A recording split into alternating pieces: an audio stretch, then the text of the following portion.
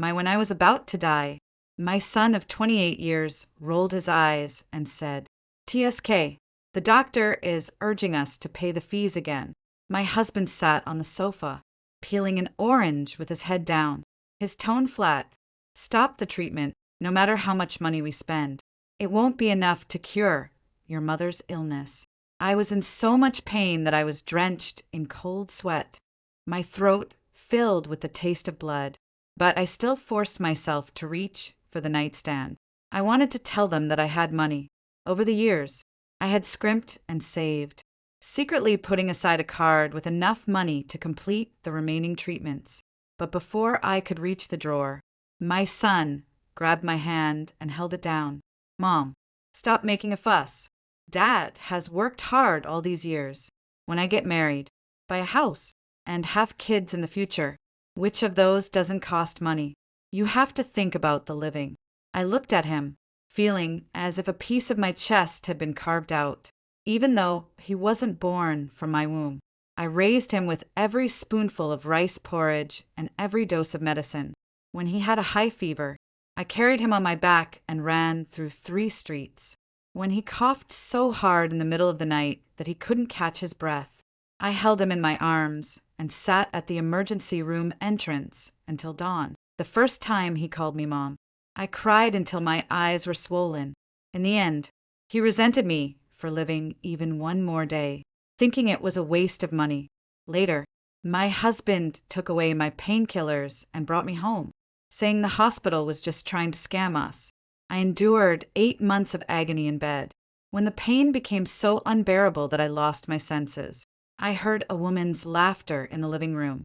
On the day I took my last breath, my husband personally opened the door and welcomed Sue-Won inside. Sue-Won held the son I had been thinking about before I died, her tears falling with genuine sorrow. My son called out to her with reddened eyes, Mom. That cry was like a knife, stabbing me so deeply that even my soul trembled. Only then did I see, clearly, I've lived my whole life raising someone else's son, guarding someone else's home, and preparing the wedding dress for someone else. When I opened my eyes again, my 25-year-old husband was standing at the door. He was holding a baby in his arms, his eyes as gentle as the night he deceived me in my past life. Jiangshu, this child is so pitiful. Let's adopt him. I stared at the child in his arms, a chill creeping up my spine inch by inch. Once again, finally, it was my turn to speak. Get lost to the orphanage. The wind at the door blew in, carrying the chill of early spring. Qing-ju stood outside my door, holding the child, frozen for several seconds. Jiangshu, what did you say? I leaned against the door, my tone colder than the wind outside. I said, send him to the welfare home. If you have a kind heart, you go and send him. Don't shove the child into my arms. Qing-ju frowned, his expression looking very unpleasant. He has always had me under his thumb, growing up in the same alley. I followed behind him for many years. A single glance from him could make me happy for half the day in my past life. He stood here, too, holding a child with reddened eyes, saying, this is a life. My heart softened. I tore up the plane ticket, gave up the chance to go abroad, and got married. Then I stepped into the quagmire and never climbed out again. This time, I didn't even lift an eyelid. Qing-ju held the child tightly, lowering his voice. Jiangshu, I'm not joking with you. The baby was just born not long ago, abandoned by the trash bin, crying so hard it was almost out of breath. You study rehabilitation. Your heart is the softest. Can you bear to watch him die? I smiled. My heart is soft. What does that have to do with you? I'm an unmarried woman. Why should I raise your child? If you truly care, raise him yourself. Qing-ju's breath hitched. It was probably the first time he'd heard such words from me, and the gentleness on his face couldn't hold up any longer. Jiangshu, we're already engaged. Sooner or later, we'll get married, and sooner or later, we'll have children. What's the harm in raising him at home first? I looked at him, my palms growing colder bit by bit. He said the same thing in my past life. We'll get married sooner or later. We'll have children sooner or later. After getting married and raising a child, I've worn myself out into a haggard housewife. While he turned around and tucked Sue Wan into his heart, even raising a son for them, I turned my head away, not wanting to say more to him. Chingju, I'm going on an exchange to Vienna next month. Have you forgotten? The application materials have already been submitted, and the flight tickets are booked. If you want to show kindness, go find someone else. Mentioning the exchange spot, a flicker of panic flashed in Chingju's eyes. Soon, he put on a pleading expression again. Jiang Shui, I didn't stop you from studying abroad, but the child is innocent. Take him home first. Wait until he's stable before deciding anything else. Consider it as accumulating good karma for yourself. I stared at him. How ridiculous. Using my life to accumulate good karma for him. Seeing that I hadn't moved, Qin Ju took another step forward, his voice dropping even lower. Don't be afraid. When we have our own children in the future, I'll definitely love my biological ones more. This child can just have a title. Life won't be disrupted. My chest churned violently, and I nearly vomited. Fragments from my past life suddenly flooded my mind. When Qing Yihong had a fever, I stayed up all night watching over him. Qing Ju lay in bed, saying he had work the next day and told me not to make noise. When I had a miscarriage at 2 months pregnant, blood soaked my pants. But Qin Ju was in the living room, holding our child while talking on the phone with Su Wan, calling me overly dramatic. On the day my cancer metastasized, he was still discussing with our son where to get the down payment. I stared at Qing Ju, enunciating each word clearly. Qing Ju, you truly disgust me. His face turned ashen, his fingers tightening inch by inch. The child in his arms, squeezed uncomfortably, began to wail at the top of its lungs. Just then, someone came running from the mouth of the alley. Juge, the boss is looking for you. The phone's been ringing off the hook. The person who arrived was Qing Ju's colleague, panting heavily. He glanced at me, then looked at the child in his arms, his expression strange. My heart turned cold. Here we go again. It was the same in my previous life. Qing Ju had called someone over ahead of time, putting on an act of being forced into a corner, waiting for me to soften and say that I would take the child first, and that he would come back as soon as he was done. And then this busyness lasted a lifetime. I stood at the door, not moving a muscle. Qing Ju's eyes flickered a few times, finally growing anxious. Jiang Shu, I'm begging you, hold him for me for a moment. I'll be right back. With that, he actually shoved the swaddled baby right into my arms and turned to run. The weight of the child, carrying the scent of milk, suddenly pressed down on me, and my back stiffened. By the time I regained my senses, he had already turned the corner of the alley, leaving only that colleague standing awkwardly in place. Sister-in-law, this Jew really has an urgent matter. Get lost. Holding the child, I coldly uttered a single word. My colleague gave an awkward laugh, then turned and ran. The door opened behind me. My mother stood inside the door, drowsy-eyed, and was startled when she saw the child in my arms. Shushu, whose child is this? I looked down at the little baby in my arms, whose face was red from crying, and felt no tenderness in my heart. In my past life, I gave my life just to hear the word mom. In this life, I just want to reclaim the days that belong to me. I carried the child into the house and quickly fetched paper and a pen. When I finished writing that note, my fingertips were steady as could be. My mother was still asking questions beside me, but I only looked up and said one thing. Mom, lend me your driver for a moment. I'm going to take the child back to his biological mother's doorstep. Su Wan lives on the 6th floor of the neighboring building. In my past life, I had known her for many years. She has a fair complexion, speaks softly and gently, and when she smiles, the corners of her eyes curve. Everyone who sees her praises her good temper. When I gave up the opportunity to study abroad for her, she hugged me with reddened eyes and said she would remember my kindness for a lifetime. Later, when I was on the verge of death, She stood in my living room wearing the cashmere coat I couldn't bear to buy in my youth, patting my son's head and telling him not to cry. What a coincidence! Her way of remembering me for a lifetime was certainly unforgettable. I stood at her doorstep, holding the child, and rang the doorbell. The sound of slippers quickly came from inside. The door opened just a crack. When Soo-won saw the baby in my arms, the color drained from her face instantly. I placed the swaddled baby at her feet and tucked the note into her hand. Here's your child. The debt Ching-ju owes you. You too can settle it slowly. Soo-won was so flustered she even wanted to shut the door. I raised my hand to hold the door panel, my voice not loud. There's surveillance in the hallway.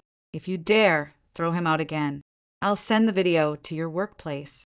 Her hand trembled and her lips turned pale. I didn't say anything more and turned to leave. As I went downstairs, the driver my father had sent followed from a distance and gave me a nod. The weight pressing on my heart finally eased a little after returning home. I washed my hands 3 times, but my palms still felt cold. I slept very lightly that night. Dreams are filled with events from my past life. I was cooking porridge in the kitchen when Soo-won sent a message to Ching-ju saying the child missed their biological mother again. Ching E-hong handed the award certificate to Soo-won and said with a smile, "If only you had come back sooner." I lay on the hospital bed, curled up in pain, while Ching-ju stood by the window, making a phone call with his back turned to me. She won't last much longer. Don't worry. As soon as she's gone, I'll take you home. I suddenly opened my eyes. The sky was already bright. A loud banging sound came from outside the door. I had just walked into the living room when my mother opened the door. Standing at the door was Ching-ju. His eyes were dark and swollen, his hair disheveled, as if he hadn't slept all night. "Uncle, Auntie, where is Jiang-shu?" My dad was reading the newspaper at the dining table without even looking up. "If you have something to say, just say it. Why are you banging on the door?" Ching-ju had no time for pleasantries and rushed past my mom. "Jiang-shu, where's the child?" I sat down at the dining table, leisurely peeling an egg. "What child?" Ching-ju's eyes turned red as he rushed over and grabbed my wrist. "The child I handed over to you last night. Where did you send them?" He had great strength, squeezing until my bones ached. My father slammed the newspaper down, stood up, and pulled him away. "Talk if you want to talk. What's with all the grabbing?" Ching-ju was panting heavily, his face frighteningly grim. "Jiang-shu, don't play dumb. Where is the child now?" I looked up at him and smiled. "You're so anxious. Is the child yours?" The room fell silent all at once. My mother stared at Ching-ju, her expression darkening. Ching-ju's Adam's apple bobbed, his voice tight. "What nonsense are you talking? I just picked it up by the roadside." "Oh." I wiped my hands and stood up. "I sent him back to where he belongs." Ching-ju's pupils suddenly contracted. "Where did you send him?" "I sent her to her own mother's doorstep." As soon as I finished speaking, all the composure vanished from Ching-ju's face. He took a step forward, his voice almost a shout. "Jiang-shu, stop acting crazy." How could Soo-won? He abruptly stopped mid-sentence. I looked at him, my smile deepening. "Go on." How could Soo-won know anything?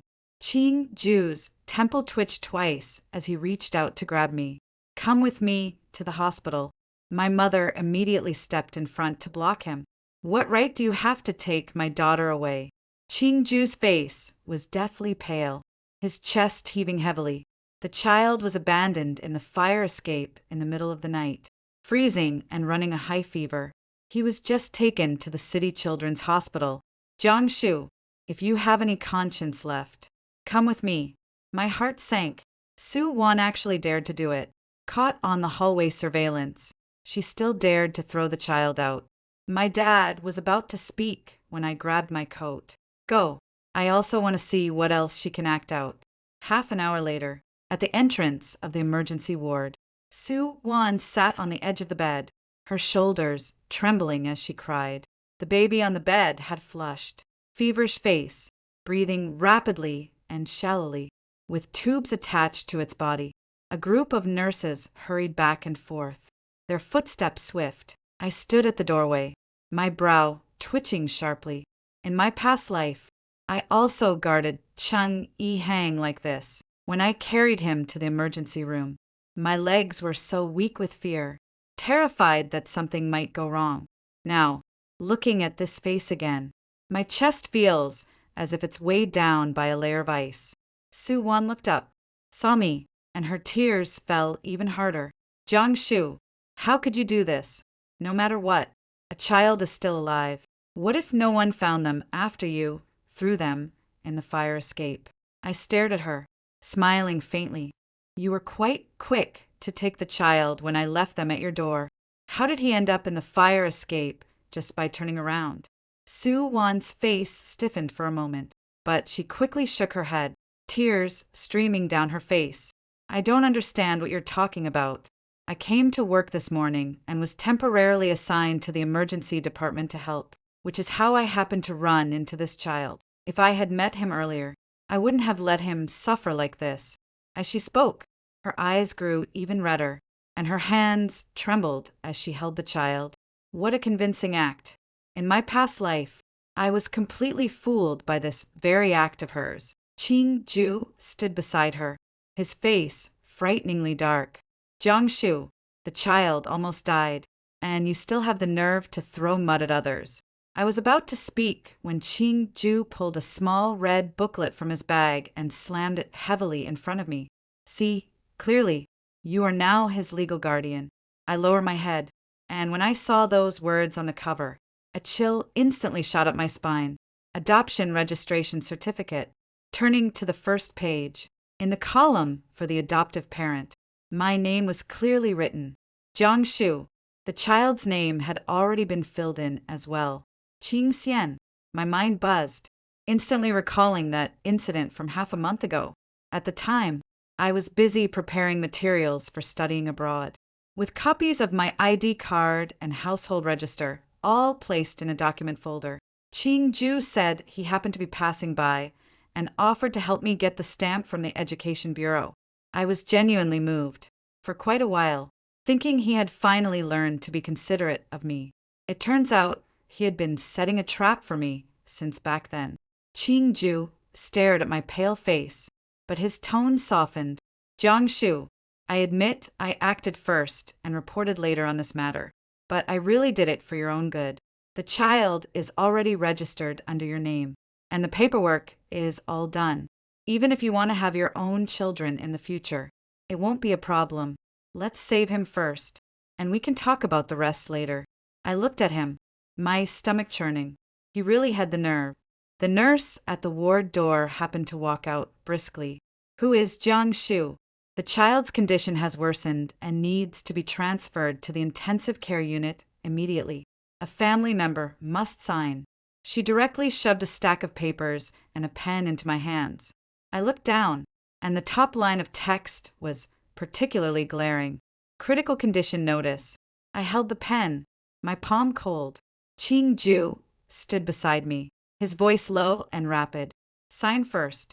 Jiang-shu, please, just sign it first. I slowly lifted my head to look at him.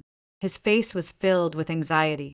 He was completely different from the person I begged to take me to the hospital while lying in bed in my previous life. Clutching that pen, I suddenly laughed. I can sign, but first, answer me one thing. Is the child really not yours?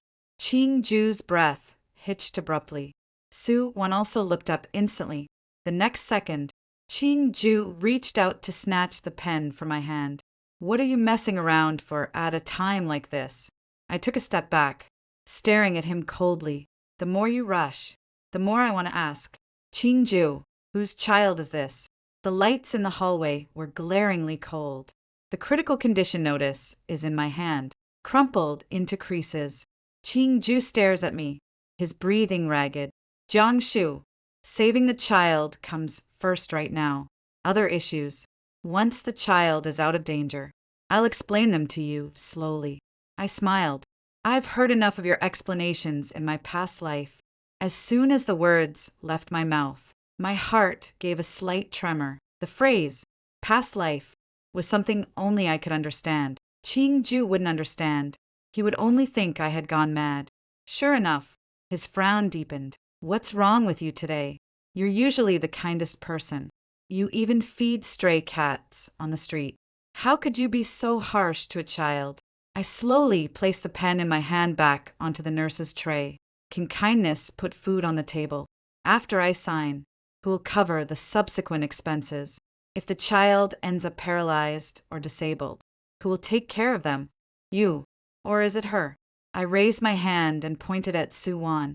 Su Wan held the child, her eyes red as if about to bleed. Jiangshu, I can help figure out the money issue. Just sign the papers first. The child is still young. His life is hanging by a thread. Don't take your anger out on him. She spoke with a mix of grievance and earnestness, and several nurses nearby turned to look at me as if I were the villain who refused to let go of someone's life. In my past life, I was most afraid of others seeing me this way, afraid that others would say I was petty, that I lacked compassion, that I was unworthy of being a doctor. So, I stepped back again and again, gave way again and again, until I let myself into the grave. I looked at Su Wan, a slight smile curling at the corner of my lips. You'll figure out the money. How do you plan to do that? With your nurse's salary, or with that little bit of cunning in your belly? Su Wan's face instantly turned pale. Ju finally got anxious, pulling me toward the corner. Jiangshu, listen to me. He lowered his voice, his eyes even managing to squeeze out a hint of affection. Sign first. As long as the child can be saved, everything else can be discussed. Haven't you always wanted a home of your own? Once this is over, we'll get married right away. We'll have our own children in the future. I swear, our biological child will take your surname, and the family assets will also prioritize our biological child first. This child will only have a nominal status and won't affect you in any way. Please save him first. Okay. Every word felt like a slap across my face. I stared at this face, a buzzing sound ringing in my ears. He didn't even bother to change his trick. He tried to win me over with promises of the future, using marriage to coax me, using the promise of having our own children in the future to coax me. In my past life, I believed these lies, which is why I plunged headfirst into a deep well, only to have them press my head down with their feet. I stared at him intently, my voice chillingly soft. Ju, when you say things like that, does your heart ever feel a twinge of guilt? The child just gets a title. They take the title. They take the household registration. They take the home. And in the end, they even take the money I worked so hard to save. You've really thought this through. Ju's expression gradually froze on his face. He was about to speak when a sudden urgent alarm sounded from the hospital room. The nurse's face changed color, and she immediately turned and rushed inside. The child is having convulsions. Quick, take them to the emergency room. The hallway instantly descended into chaos. I stood where I was watching coldly as doctors and nurses rushed past pushing a gurney. In my previous life, when I was wheeled into the examination room, Ju sat outside scrolling through his phone. When the nurse called for a family member to sign, he found it troublesome and said to wait a bit. This wait caused him to miss the optimal treatment window. Now it was finally his turn to stand outside the door and taste this bitterness. Ju's forehead was drenched in sweat as he threw himself before me once again. Jiangshu, I'm begging you, as long as you sign, I'll listen to whatever you say from now on. If you want to go abroad, I'll support you. If you want to work, I'll support you. 2. You've always been bothered by Su Wan, and I promise I'll never see her again. Let's live a good life together. Okay. I stared at him, suddenly finding it laughable. At this point, this man still wants to have it both ways. He wants me to save the child, and he still expects me to go back and live with him in the future. His calculations are practically hitting me in the face. I took a step back, my voice clear and distinct. I won't sign. This is my decision. If you want to save him, Prove your relationship with the child and fight for custody. If you can't, then keep quiet. Qingju's face instantly contorted. Jiangshu, have you lost your mind? This is a human life. If you refuse to save someone in need, how will you sleep at night from now on? I looked at him calmly. You were sleeping soundly when I died. As soon as the words left his mouth, his entire body froze. I stopped looking at him, turned around, and walked away.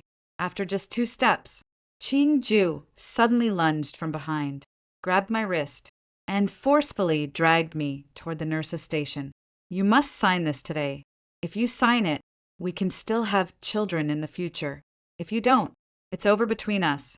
My wrist ached from his grip, and my vision went dark for a moment. Several nurses in the hallway gasped in shock. I was just about to shake him off when a familiar war erupted. Qingju, let go of me. My dad rushed over and kicked him right in the back of his knee. Qingju stumbled, nearly falling to his knees. My mother and hugged me, her face pale with fright. Susu, are you okay? I suppressed the pain in my wrist and shook my head. Qingju steadied himself against the wall, his expression terrifyingly grim. Uncle, Aunt, please don't get involved. This is between Jiangsu and me. My dad's temper flared up instantly. You've dragged my daughter into such a state, and you still have the nerve to tell us not to get involved. You used her ID to apply for adoption, forced her to sign a critical condition notice. Do you really think the Jiang family has no one left? Qingju's face instantly turned pale. My mother shielded me behind her, her gaze chillingly terrifying. Su said last night that she left the child at Su Wen's doorstep. But how could the child end up in the fire escape today and be burned so badly? Su Wen, I don't believe a single word that comes out of your mouth. Su Wen's face paled with panic as she hugged the child and shrank back. Auntie, things aren't what you think. I've never even seen the child. If Jiangsu is angry, she can take it out on me. But don't play with the child's life. She was crying, her voice trembling with emotion. My mother sneered coldly, pulling out her phone from her bag. Haven't you seen it? Fine. Then take a look at who exactly was the one carrying the child into the building in the hallway surveillance footage. The blanket in Su Wen's hand fell to the floor with a thud.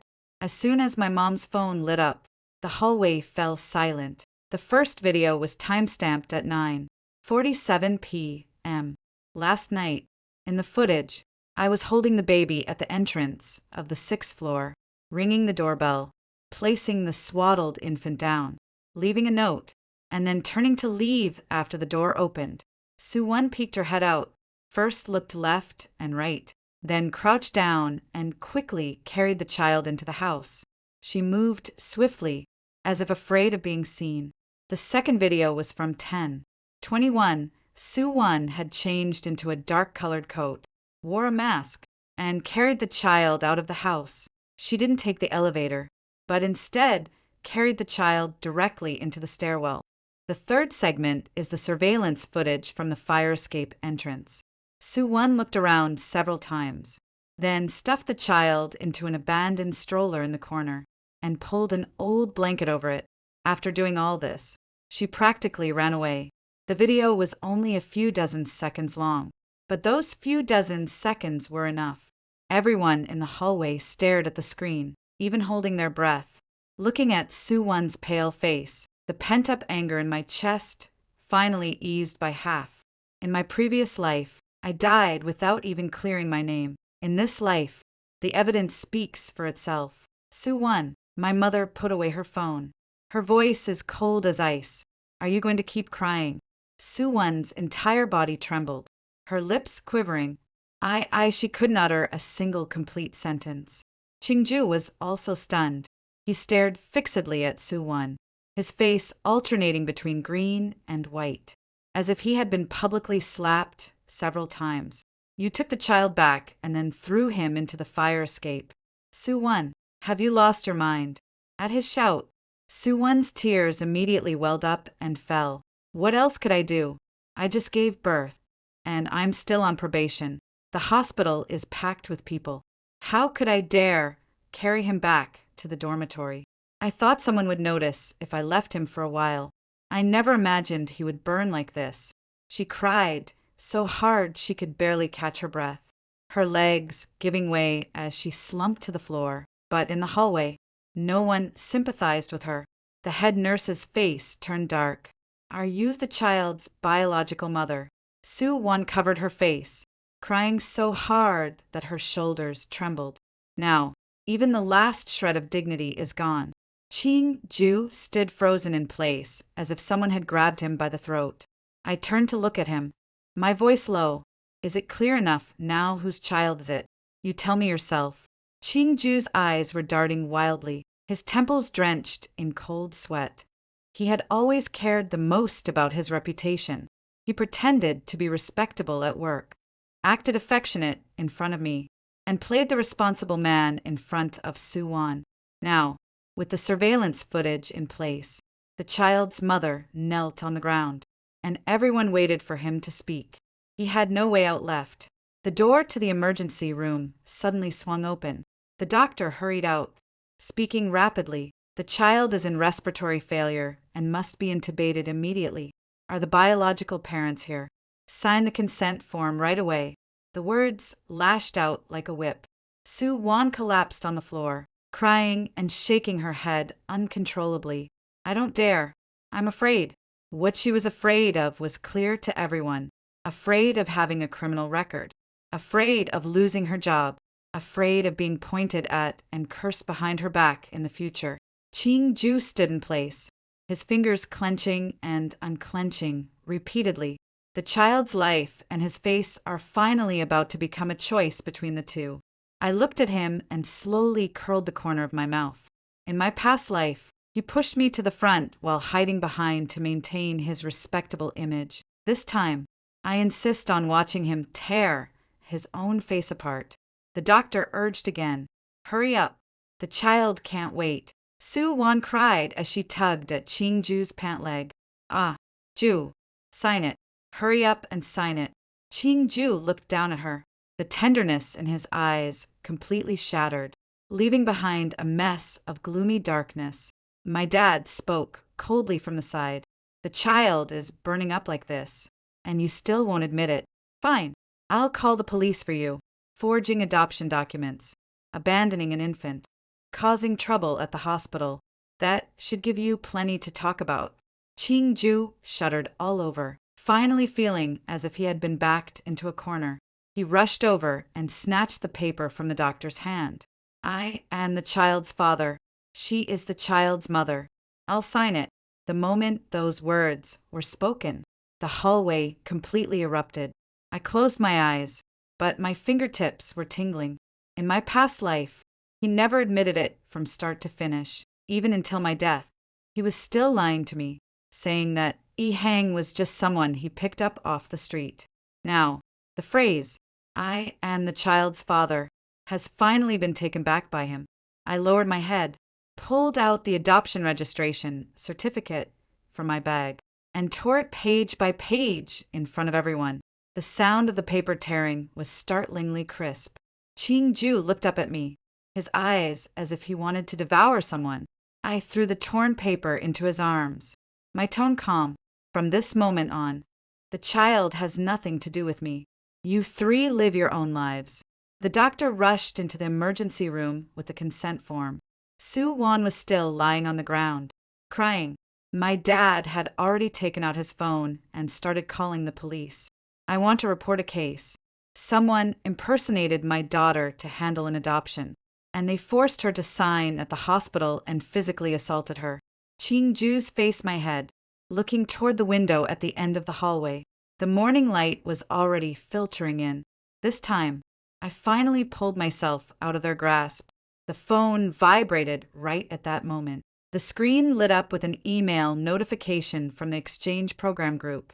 "Please complete the exit registration in 3 days." I stared at those words, and my heart suddenly warmed. 3 days from now, I be leaving. But just at that moment, Ching Ju, with reddened eyes, suddenly lunged toward me. "Jiangshu, you can't leave."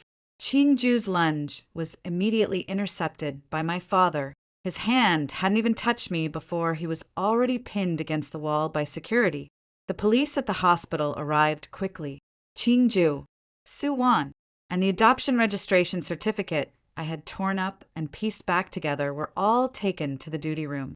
I also went along to give a statement, sitting on that cold, hard chair.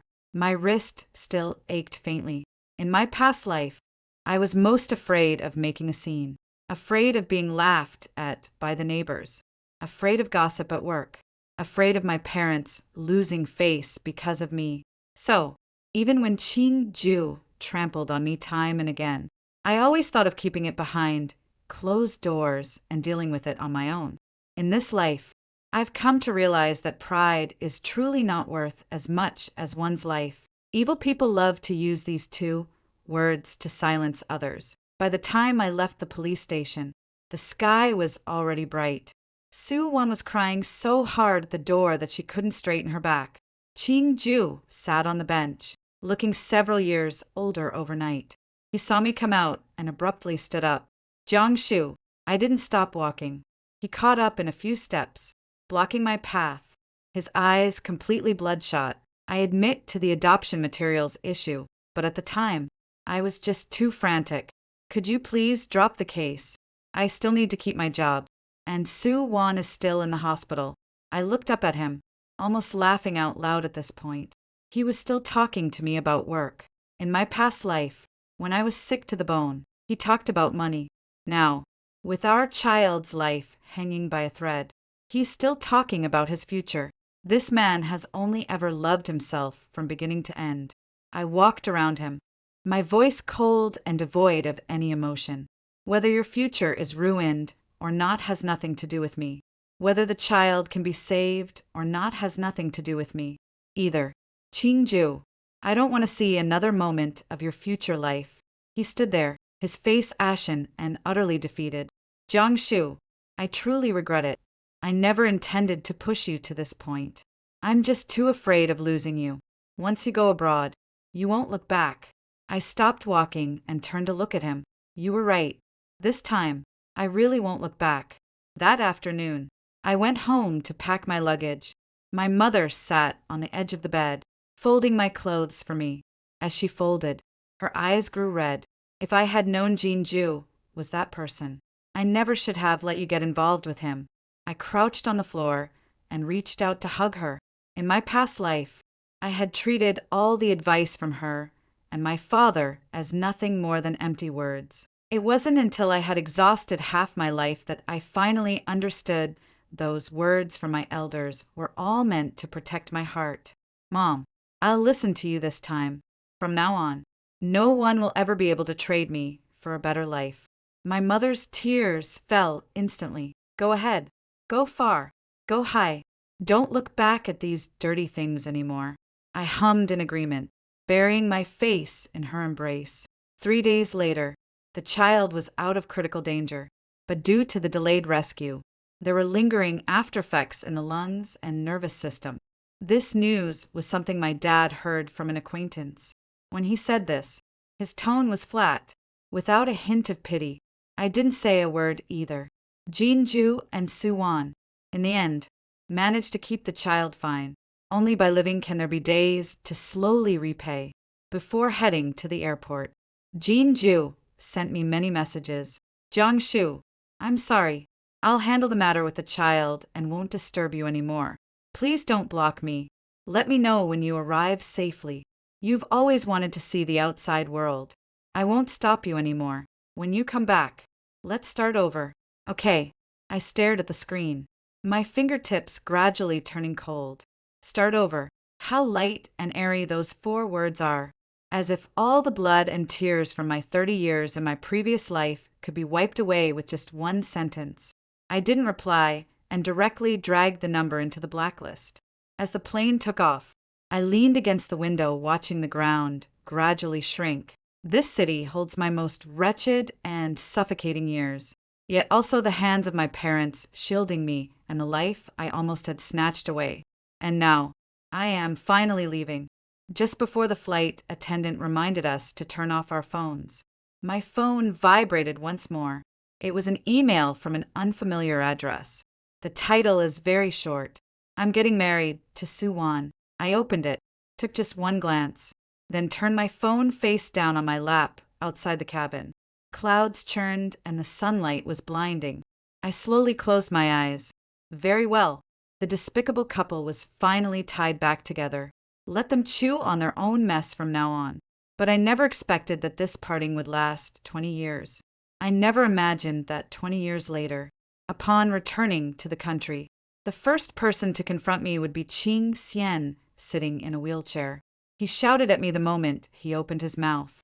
"Mom, you finally decided to come back." In my first year in Vienna, I was so busy I barely had time to catch my breath. Classes during the day, experiments at night, and joining the hospital project team with my mentor on weekends. Heavy coursework, difficult language, and a fast-paced life. Yet, every night when I collapse into bed exhausted, my heart feels at peace. That kind of peace was something I hadn't experienced for many years in my past life. I no longer revolve around bottles, diapers, the grocery market, and the emotions of the entire family. I have new subjects, new classmates, and a new world. The longest night I ever spent in the lab was to collect a set of gait rehabilitation data at 4:00 in the morning, standing alone in front of the instrument, watching the curves running across the computer screen. I suddenly felt a lump in my throat. In my past life, this was clearly what I was best at. I could have kept moving forward instead of staying in a cramped room, wiping the drool of a child who wasn't even related to me by blood, listening to my husband and mother-in-law complain about how useless I was. At this thought, I took a deep breath and forced back my tears. Not worth it. Crying over that kind of trash is such a waste. I keep in touch with my family quite often.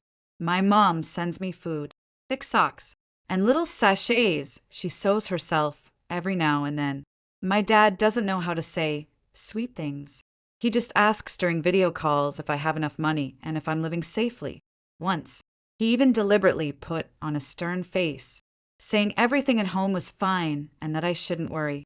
After saying that, he turned the camera to the newly bought flowers on the balcony and asked me if they looked beautiful. I held back again and again, but after the video call ended, I still cried with my head on the table.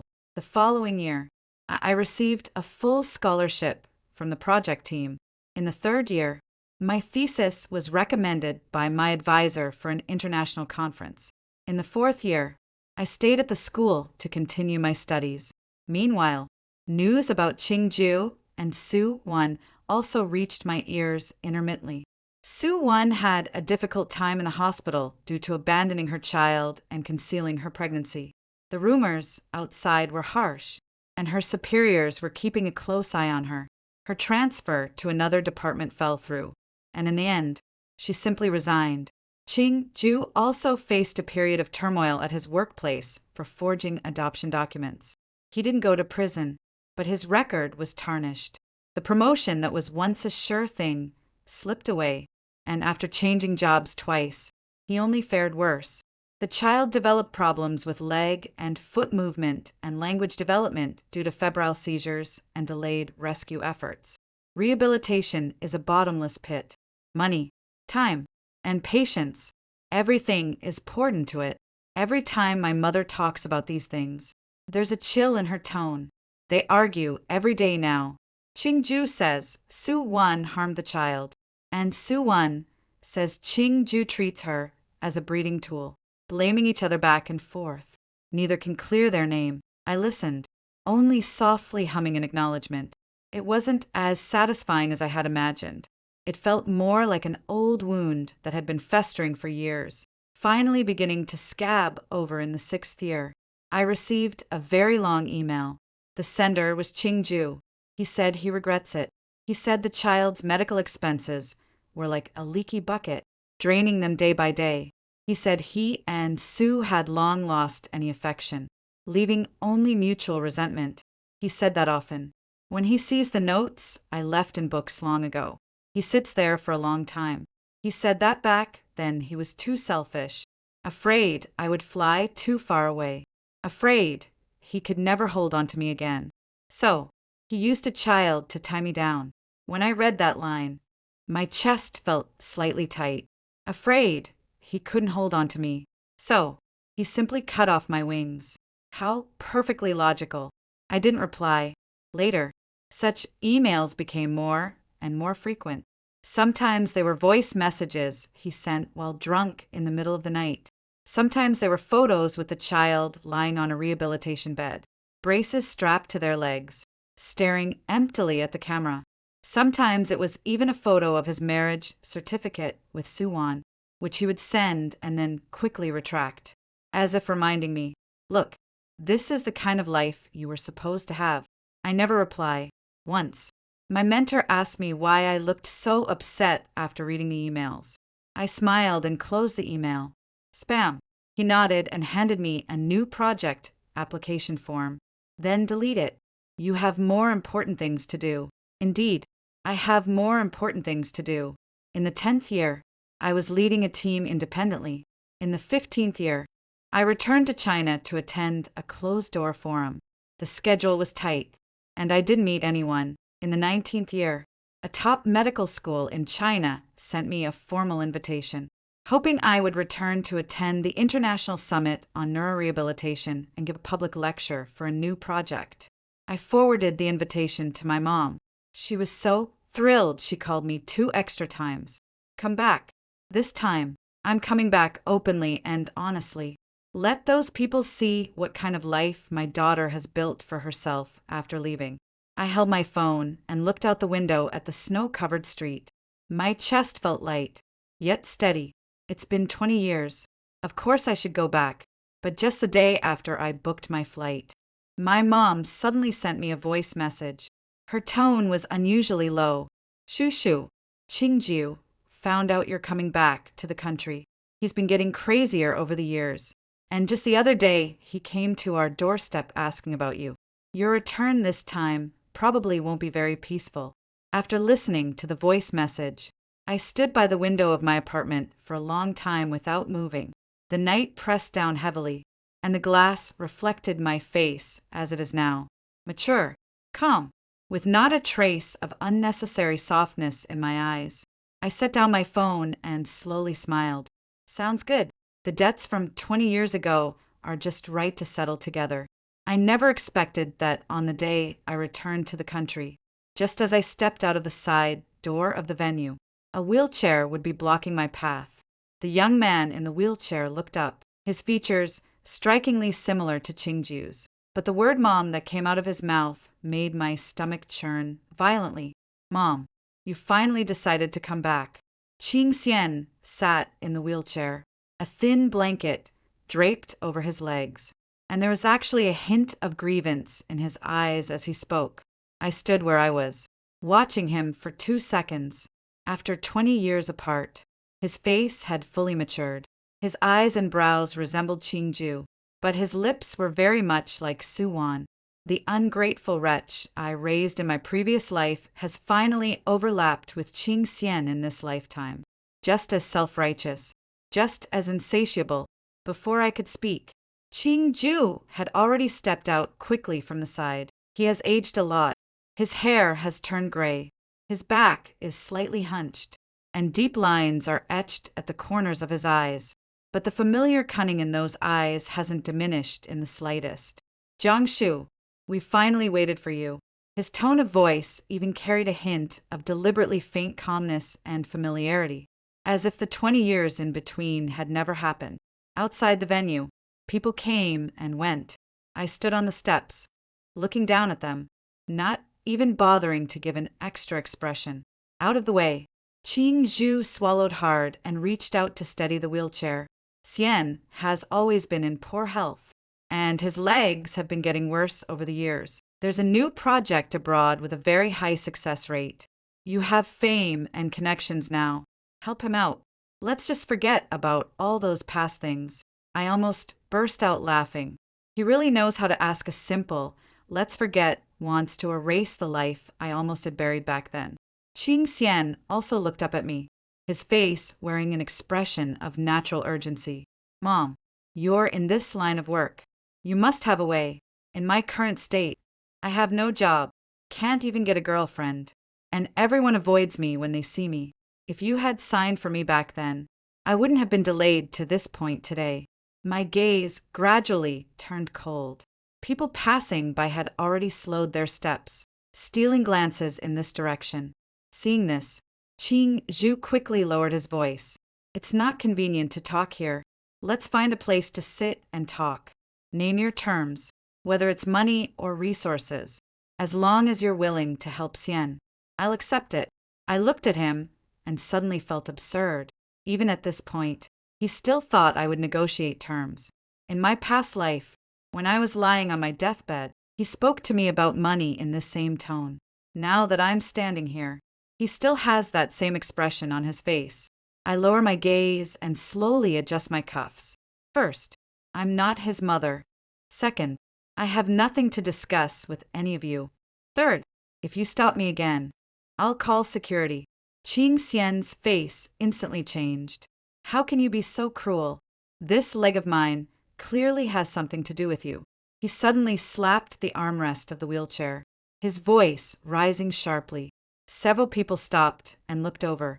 My mind was completely calm as I took out my phone and directly opened the recording app. Go on, say everything you want to say, one sentence at a time. Qing Zhu's expression changed slightly as he stepped forward, intending to press my hand. Jiang Shu, why make such a fuss? Xian is upset. Just let him have his way. After all, you did take care of him for a while. I looked up at him. You know perfectly well who I've raised. The adoption certificate was forged by you. The guardianship was acknowledged by you. And the child was born by you and Su Wan. Now you come to block me at a public event, talking nonstop about wanting me to contribute money and effort. You've got quite the imagination. Qing Zhu was left speechless by my words, his face stiffening. Qing Xian's eyes turned red, his voice sharp and piercing. Don't you dare use that to pressure me. You have what you have today because you abandoned my dad and me back then, stepping on us to climb higher. You're living the high life now. What's wrong with helping me out a little? He got emotional and actually pushed his wheelchair toward me himself. The front wheel of the wheelchair slammed heavily into the steps, emitting a harsh scraping sound. I took a step back as the security guard had already been drawn over by the commotion here. Sir, please calm down. Qing Zhu saw the security guards approaching and immediately panicked, quickly stepping forward to block them. This is a family matter. You don't need to get involved. Just then, a horsewoman's voice rang out from behind. A family matter. You two really have the nerve to say that.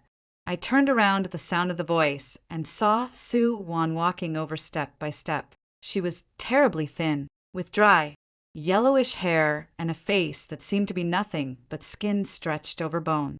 In her hand, she carried an old bag, its opening slightly ajar, revealing the handle of a knife. She stood at the bottom of the steps, her eyes frighteningly red, as if she hadn't slept all night. The moment Qingju saw her, his expression instantly changed. What are you doing here? Su Wan laughed, her shoulders trembling with the force of it. What am I here for? I came to see how you two, father and son, would kneel and beg her for money, only to kick me aside later. As she spoke, she violently threw everything from her bag onto the ground. Medical records, IOUs, payment demand notices, and domestic violence injury reports scattered all over the floor. A gust of wind blew, sending the papers flying everywhere. The crowd of onlookers grew even larger. I stood in place, my gaze fixed on that injury report, my heart completely unmoved. They were finally biting each other, and Su Wan raised her head, staring at me, her eyes filled with twisted hatred. Jiang Shu, you've been waiting for this day for a long time, haven't you? She slowly reached into her bag and gripped the knife. The security guard reacted quickly and immediately rushed forward. But Su Wan was faster than anyone. She suddenly pulled out the fruit knife and lunged straight at Qingju. It's all your fault. If it weren't for you, I wouldn't have given birth to him back then. I wouldn't have lost my job. I wouldn't have ended up like this. Qingju's face turned pale, and he instinctively raised his hand to block. The blade slid across his arm, and blood instantly seeped out. Screams erupted instantly at the scene. Kingsian, sitting in a wheelchair, shouted in terror, "Mom, have you lost your mind?" Su Wan turned around abruptly, her eyes bloodshot. "Don't call me Mom. These past 20 years, you two, father and son, have dragged me into the mud. One blames me the moment he opens his mouth. The other asks for money the moment he opens his. Who do I owe anything to?" As soon as she finished speaking, Qingju lunged forward and slapped her hard across the face. How dare you cause trouble here?" The slap was delivered with tremendous force. Su Wen's face immediately swelled up on one side and the corner of her mouth split open. The crowd stirred and security and venue staff rushed forward. I stood at the outermost edge, calmly dialing the emergency number. "Hello. This is the south gate of the International Medical Center. Someone is attacking people with a knife. There's also a case of long-term domestic violence, public harassment, and extortion. I have a recording here." My voice was surprisingly steady, even to myself. The person on the other end of the line quickly took notes. After hanging up, I saved a backup of the recording and locked the screen. Qing Xian, standing nearby, was so anxious that his eyes turned red and he even raised his hand to push Su Wen. "Put the knife down now. Do you want to kill me?" Su Wen staggered from his push. She turned her head, and the look she gave Qing Xian finally turned completely cold. There was no trace of motherly affection left in it, only rotten hatred. "Harm you. Ever since you were little, you've been just like your father, always blaming me for everything. You blame me for your limp, for not finding a job, for not being able to get a wife. Do you have even an ounce of humanity in you?" After she finished speaking, she raised the knife and charged toward Qing Ju again. This time, the security guard finally rushed forward, grabbed her arm, and pinned her down firmly. The knife fell to the ground with a clang and rolled to my feet. I glanced down at it and took half a step back. The police arrived quickly. Qing Ju clutched his bleeding arm, his face ashen. Qing Xian, sitting in his wheelchair, cursed and raged, first at Su Wen, then turning to curse at me. "Jiang Shu, you've been laughing at us all along, haven't you? You'll never see me do well in this lifetime. Delete the recording. Delete it now," he shouted, spittle flying everywhere. I stood on the steps, quietly watching him. In my previous life, he stood by my bedside and told me to think of the living in this life. He publicly begged me for resources, and when he couldn't get them, he started blaming me for ruining him. Father and son are exactly the same. Even their disgusting behavior is perfectly aligned. When the police came to take statements, I handed over the recording. The content was crystal clear, from Qing Ju begging me for help to Qing Xian accusing me. Coupled with the pile of materials Su went throughout and a large number of onlookers at the scene, the situation simply couldn't be contained. The police took all three of them away. Just before getting into the police car, Qing Ju turned back to look at me. In his gaze, there was regret, hatred, embarrassment, and a hint of indescribable despair. Yet, I felt not the slightest stir in my heart. In my past life, when I died, he couldn't even spare a single tear for me. Now, no matter how miserable he is, it's not my turn to feel sorry for him. The incident caused quite a stir. The event organizers, fearing I might be affected, quickly arranged for someone to escort me to the hotel to rest. On the way, my assistant cautiously asked if I wanted to cancel the public lecture scheduled for the next day. I gazed at the rapidly receding street scene outside the window and shook my head. Proceed as planned. I'll say what needs to be said. The next day, the venue was packed to capacity. I stood on the podium wearing a dark suit, the lights shining down, and the audience was so quiet that even the sound of turning pages was barely audible. I spoke about the long-term rehabilitation pathways following neurological injuries. I discussed patience, the critical window period, family support, and the irreversible consequences of repeated delays. In the audience, Some were taking notes diligently, while others held up their phones to take photos. I held the remote control pen, my voice steady. 20 years ago, my life was almost dragged into a path from which there was no turning back. Fortunately, I managed to break free. After the lecture ended, the applause lingered for a long time as I stepped off the stage. My phone vibrated. It was a message from my mom. The police have results. Qingjiu is in big trouble this time. The old case of forging adoption materials has also been brought up, and it will be investigated together today. Su Wen's intentional assault won't be overlooked. Qingxian caused a disturbance at the venue, made verbal threats, and pushed staff members. So, he also needs to go in to cooperate with the investigation. I stared at the screen, my fingertips slowly tightening, then slowly relaxing. Sounds good. Not a single one of them will get away. In the evening, I went to the riverside alone. The wind is strong, blowing my long hair back continuously. The river surface is dark and heavy, with neon lights in the distance spreading out in layers, like the city lights I saw many years ago when I was sitting on a plane. Back then, all I wanted was to escape. Now, standing here, my heart is calm. I didn't wait for any earth-shattering, perfect resolution, nor am I interested in writing my life story as one of forgiveness and letting go. Some debts people owe should be repaid with the rest of their lives. Some wounds left there, reminding me not to be foolish again, aren't so bad either. The phone chimed again. My supervisor sent a new email, asking if I would be willing to serve as the co-leader for the domestic project. After reading it, I lowered my head and smiled, then replied with 2 words. I do. The river breeze brushed past my ears, cool and clear. I put my phone in my pocket, turned away from the riverbank, and never looked back. This time, my path lies ahead. As for them, let them stay in the mud and sink slowly.